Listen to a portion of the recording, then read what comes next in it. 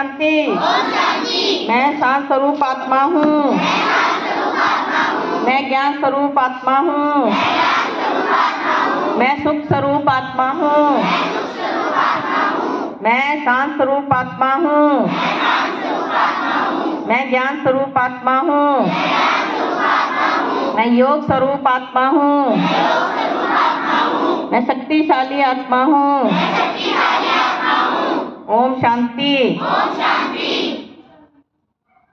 Slogan क्या था कल का? याद है बच्चों को? स्टैंड अप जिसको याद है बोलो। मैं ज्ञान सूर्य रहम दिल आत्मा हूँ। मैं ज्ञान सूर्य रहम दिल आत्मा हूँ। मैं ज्ञान सूर्य रहम दिल आत्मा हूँ। और आज का स्लोगन, आज का सोमान शिवम बताएगा। आज का सोमान शिवम बताएगा।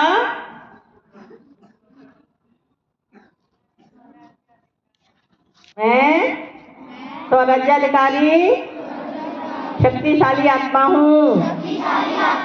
मैं स्वराज्याधिकारी शक्तिशाली आत्मा हूँ। मैं स्वराज्याधिकारी शक्तिशाली आत्मा हूँ। आपको कल जो स्टोरी सुनाई थी उसका आपने निर्णय निकाला? क्या था वो? याद है?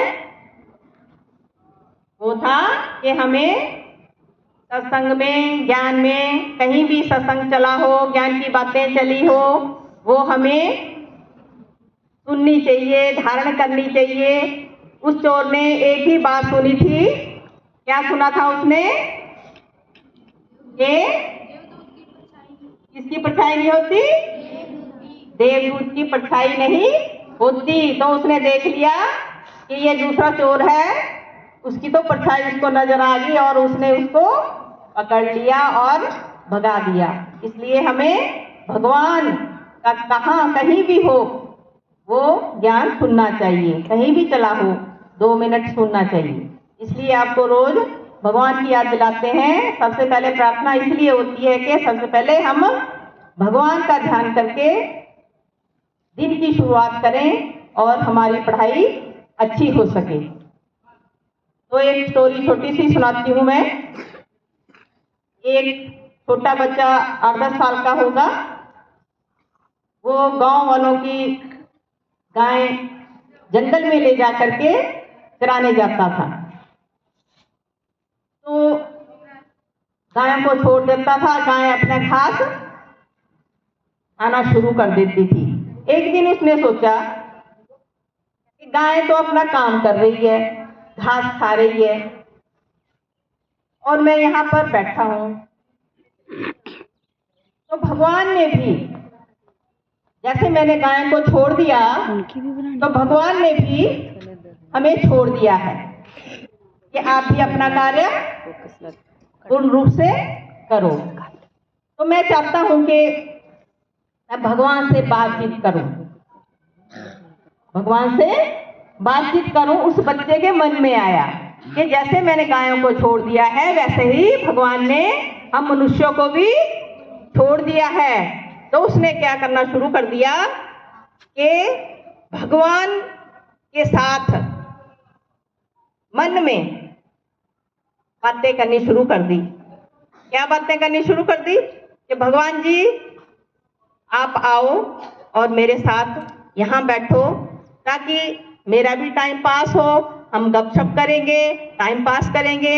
ऐसा बच्चा मन में बोल रहा है और थोड़ी देर बाद उसके मुख से भी ये वर्ड निकलने शुरू हो गए। डेली डेली वो ऐसे ही करने लगा, मुख से लगा बोलने और बातचीत जो मन में उसके होता था। घर वाले जैसे उसके गरीब थे, उसको पढ़ा नहीं सके, वो अनपढ़ था, तो भगवान से वो बातें करने लग गया कि भगवान जी किसी को आपने इतना कुछ दिया, हमारे को नहीं दिया। मैं अनपढ़ हूँ, मेरे पास पढ़ाई के लिए पैसा नहीं है, मेरे घर वाले मुझे स्कूल नहीं भेजते हैं।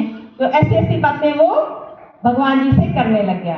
एक दिन मंदिर का पंडित वहां से गुजर रहा था। मंदिर का पंडित गुजर रहा था, उसने देखा कि लड़का खुद से बड़बड़ा रहा है, बोल रहा है। क्या बोल रहा है? तो उसने बोला कि नाम तो उसको पता नहीं था। उसने बोला, ये लड़के आप क्या बोल रहे हो, क्यों बड़बड़ा रहे हो? तो उसने बोला, नहीं कुछ नहीं। नहीं कुछ तो बोल रहे हैं। तो पंडित जी उसके पीछे ही पड़ गए कि क्या बोल रहे हैं। तो उसने बोल दिया कि पंडित जी मैं भगवान से बातें कर रहा हूँ और भगवान मेरे पास बैठा है। तो पंडित जी को बोलता, मैं भगवान से बात करके भगवान अपना टाइम भी पास कर रहा हूँ और भगवान से बातें भी कर रहा हूँ। पंडित जी को गुस्सा आ गया, भगवान कोई टाइम पास करने की चीज है, ऐसे उसको बोल दिया। तो काफी उसको भला बुरा बोला। तो उस लड़के ने बोला, भी पंडित जी आप ही बताइए मैं कैसे भगवान को याद करूं। तो पंडित जी ने संस्कृत का श्लोक उसको एक याद करवा दिया। 2 घंटे में 2 लाइनें उस लड़के को याद हुई, क्योंकि वो अनपढ़ था। तो उसने बोला, अब ये 2 लाइनें आपने हर रोज बोलनी है और भगवान फिर खुश हो जाएंगे। तो वो बच्चा खुश हो गया कि मैं अब भगवान जी से और नजदीक आ जाऊंगा। पंडित जी अपने मंदिर में चले गए। तो मंदिर में जाके पंडित जी भगवान के आगे बैठ के बोलने लगे कि भगवान जी आज मैंने बहुत अच्छा कार्य किया है। एक बच्चे को आपके साथ बातचीत जो करता था और अच्छी उसको श्लोक याद करा दिया ताकि वो श्लोक बोल सके